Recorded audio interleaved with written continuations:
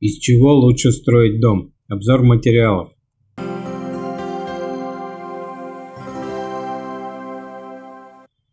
Кто сегодня не мечтает о большом загородном доме? Но прежде чем решиться на воплощение своей мечты и приступить к возведению домовладения, стоит хорошо подумать, для каких целей планируется будущая постройка. Если необходима дача для сезонного пребывания – это одно, а вот строить дом для постоянного проживания – это уже совсем другой формат стройки. И самый волнующий вопрос – из чего построить дом? Недорого и качественно. Попробуем разобраться. Первое, с чем необходимо определиться, решившись на строительство собственного дома для постоянного проживания, это строительный материал, выбор которого зависит от огромного количества сопутствующих факторов: прочность и долговечность, микроклимат внутри жилых помещений, теплопроводность и шумоизоляция, морозостойкость, теплоизоляция и влагонепроницаемость. Какие же материалы для загородного строительства предлагает современный рынок? И из чего лучше строить дом для постоянного проживания?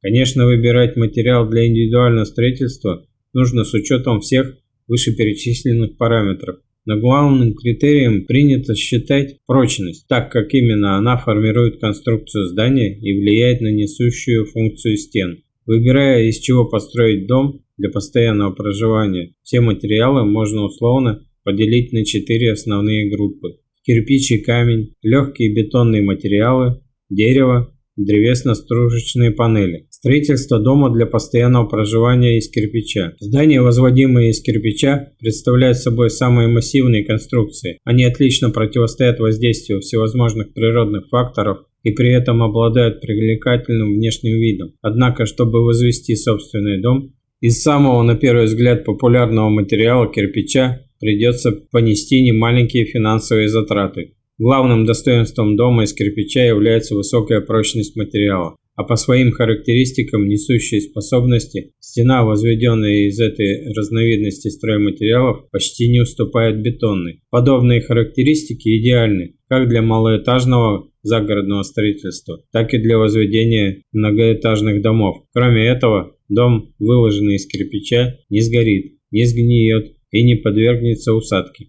Только по уровню сохранения энергоэффективности стены из керамического или силикатного кирпича значительно отстают от других строительных материалов. Для того, чтобы обеспечить достаточную эффективность частному дому, кирпичная стена должна иметь минимальную толщину 120 см. Становится ясно, что строить для постоянного круглогодичного проживания бункер с подобными стенами никто не будет. Поэтому сегодня все чаще кирпич применяется в качестве облицовочного материала. Еще одним важным недостатком строительства дома из кирпича является высокая стоимость материала. Поэтому важно верно рассчитать свои финансовые возможности, иначе стройка может затянуться на очень долгое время. Резюмируя все вышесказанное, можно сказать, что основным достоинством кирпича как строительного материала является возможность длительной эксплуатации построенного дома, высокая морозостойкость, точная геометрия изделий, хорошее сочетание с любым видом растворов для кладки, высокая прочность, эстетичный внешний вид. Однако кирпич имеет немало недостатков. Низкая влагостойкость некоторых видов материала, например, силикатный кирпич, сильно впитывает воду. Наглядно это можно заметить, когда во время дождя он приобретает темный оттенок. Такое качество очень влияет на влажность внутри помещения. В связи с этим силикатный кирпич не используют для кладки подвальных и цокольных помещений. Не стоит использовать силикатный кирпич и при строительстве в регионах с повышенной влажностью воздуха. Высокая теплопроводность. Для достижения положительных характеристик необходимо прибегать к дополнительным затратам по теплоизоляции стен или их утолщению. Высокая масса изделия. Кирпич имеет большую массу, что утяжеляет строение и создает еще большую нагрузку на фундамент. Для решения такой проблемы приходится возводить более крепкий и основательный фундамент, а это еще увеличивает затраты на строительство. Высокая стоимость материала. И так выходит, что кирпич имеет существенные минусы, поэтому прежде чем сделать его основным материалом в строительстве частного дома, стоит хорошо подумать.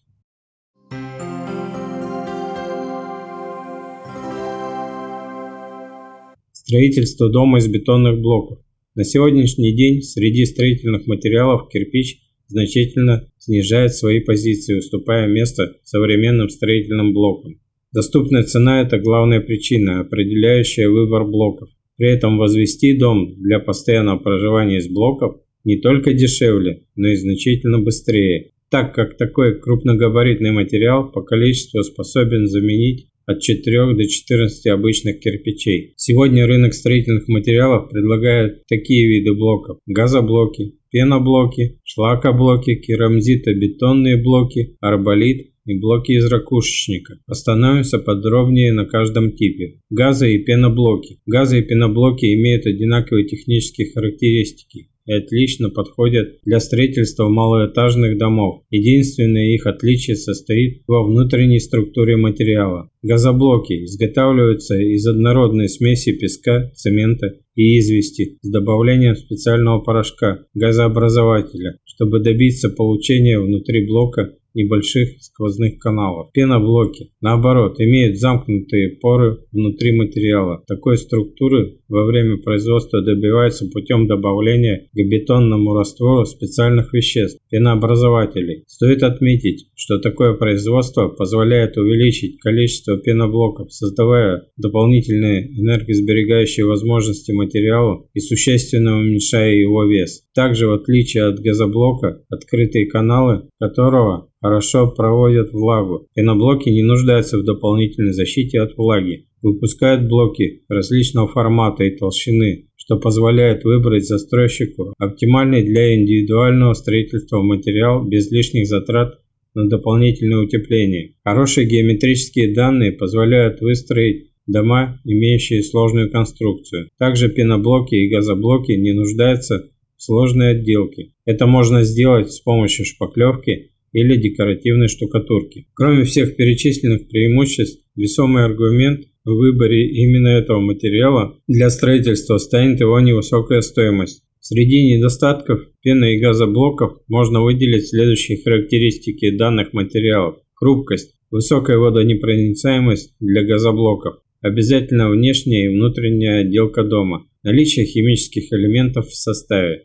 Шлакоблоки и керамзитобетонные блоки. Шлакоблоки тоже относятся к недорогим строительным материалам, однако за счет слишком высокой теплопроводности возведенных стен они требуют дополнительное утепление. Помимо этого, шлакоблок имеет большой вес. Именно этими недостатками можно объяснить то, что потребители отдают большое предпочтение керамзитобетонным блокам. В качестве положительных характеристик шлакоблока застройщики выделяют пожаростойкость, низкая стоимость, высокую теплоизоляцию, устойчивость к поражению грибка и плесени, высокий срок эксплуатации построенного дома. Самыми основными недостатками шлакоблока являются хрупкость материала, низкая влагостойкость, низкая звукоизоляция, необходимость внутренней и внешней отделки дома. Керамзитобетонные блочные изделия при той же стоимости являются менее теплопроводным, более прочным и экологическим материалом. Блоки из керамзита представляют собой материал, состоящий из керамзитового гравия,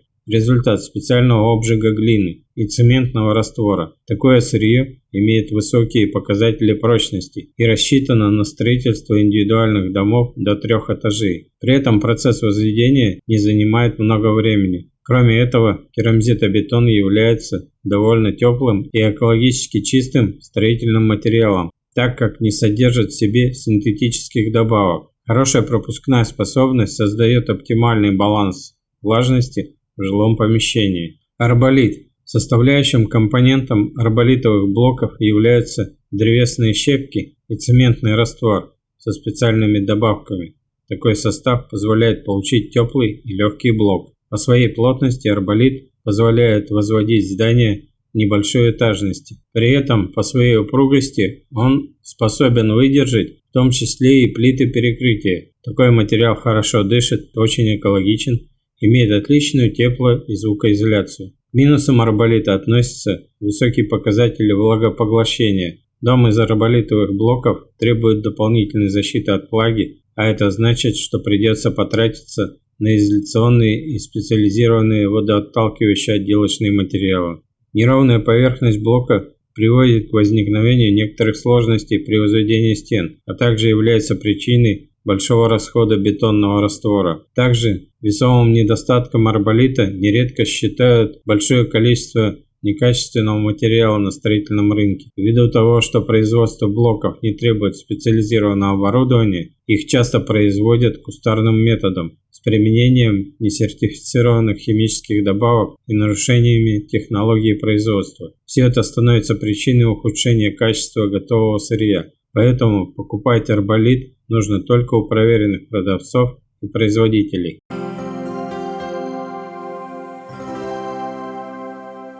Блоки из ракушечника. Этот вид материала является самым дорогостоящим среди блоков. При этом техника получения сырья из морского осадочного массива дополнительно придает ракушечнику еще и хрупкость. Преимущества блоков из ракушечника: звукопоглощение, хорошая теплоизоляция, долговечность, хорошая паропроницаемость, экологичность. Помимо этого, ракушечник обладает рядом исключительных свойств, определенных его природой. Так, материал за время своего формирования проходит пропитку морской солью и вбирает в себя большое количество йода. Наличие этих веществ в составе сырья наделяет дом из него целебными свойствами. Также именно благодаря йоду стены из ракушечника очень хорошо защищают от радиации. Минусами ракушечника можно считать необходимость укрепления в случае возведения дома более 2 этажей при помощи специальных армопоясов, отсутствие унифицированных форм блоков. Найти 2 одинаковых по форме блока из ракушечника практически невозможно. Необходимость дополнительной защиты строения от влаги. Материал из-за своей хрупкости требует аккуратности при транспортировке, а также разгрузки или выгрузки.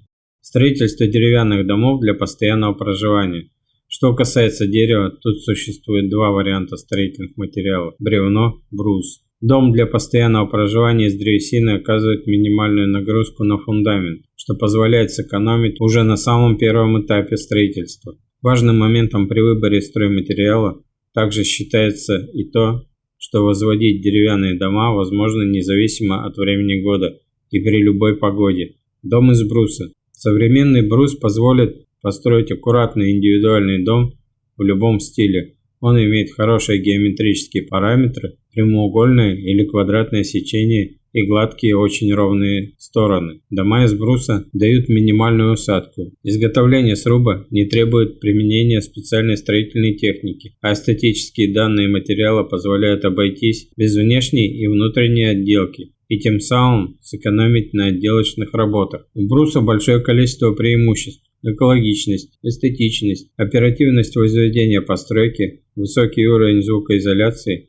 и хорошая теплопроводность, прочность и надежность строения, возможность монтажа в любое время года, не требует возведения громоздкого дорогостоящего фундамента, не требует декоративной отделки, положительные целебные свойства от древесины. Однако брус имеет и недостатки. Необходимость дополнительной обработки материала. Основным общим недостатком изделия из древесины является ее подверженность влаге и насекомым. Кроме того, со временем она имеет свойство трескаться и гнить, тем самым теряя первоначальный эстетический вид. Поэтому дерево нужно постоянно обрабатывать специальными веществами. Высокая пожароопасность материала. Любая древесина легко воспламеняется, из-за этого требует дополнительной защиты путем обработки противопожарными составами, требует дополнительные затраты на тепло и гидроизоляцию. Длительная по времени усадка. Несмотря на небольшую усадку, проседать частный дом будет в течение полугода. При этом в процессе усадки в стенах могут возникнуть трещины. Дом из бревна. Классикой деревянных домов являются бревенчатые постройки. Кроме традиционной русской избы, современные строительные технологии позволяют построить сруб любой конфигурации, от небольшого финского домика до уютного коттеджа в стиле модерн. Современные строительные бревна имеют стопроцентную натуральность и экологичность, что обеспечивает отличную естественную вентиляцию помещения. Как и в случае с брусом, никаких затрат на массивный фундамент не требуется. Прочность, надежность и красивый внешний вид также являются главными характеристиками дома из бревна. В качестве достоинства выступает и быстрый прогрев дома из древесины, ведь это значительно экономит расходы на отопление. Доступность и легкость материала позволяют в максимально короткие сроки построить комфортабельный деревянный дом. К минусам бревна, как и любого деревянного материала, относятся подверженность гниению, сильную и длительную усадку, пожароопасность материала, дополнительные затраты на утепление и гидроизоляцию конструкций. Сегодня строительный рынок предлагает два вида бревна – рубленые или оцилиндрованные. Оцилиндрованное бревно – продукт производственной обработки пиломатериала. Оно имеет более низкую цену, не требует дополнительной отделки и выглядит достаточно привлекательно. Рубленые бревна стоят дороже за счет их ручной обработки, но обладают большей прочностью. Решая, какую конкретную технологию строительства выбрать, стоит обратить внимание на два аспекта. При возведении дома из бруса и бревна производственной обработки совершенно нет необходимости выпиливать выемки, чаши для большей устойчивости конструкции. Если же выбрать постройку дома из бревна ручной рубки, то предстоит оплачивать весьма дорогой труд профессионального рубщика, специалиста, который вырежет чаши, специальные выемки для соединения бревен в сруб. Строительство каркасного дома для постоянного проживания.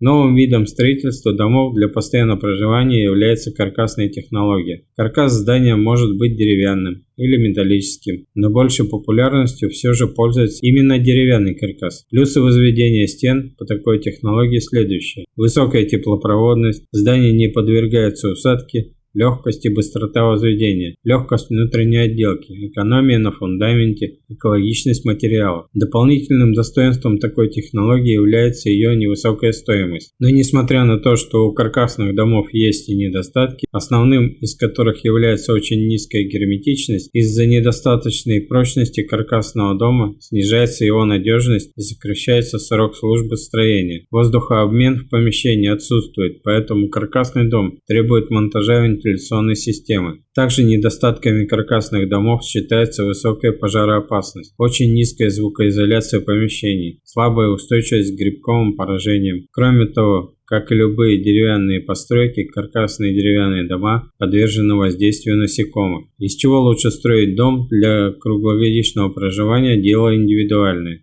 Понятно лишь одно – что современный рынок строительных технологий предлагает для этого десятки вариантов, поэтому важно внимательно изучить современные виды материалов для строительства частного дома. Конечно, важным показателем станет вопрос финансовых возможностей, но нельзя забывать о таких критериях, как долговечность, влагоустойчивость, тепло и шумоизоляция, энергоэффективность строения. Только знание и сравнение всех характеристик различных материалов позволят точно определиться с выбором материала для своего загородного дома.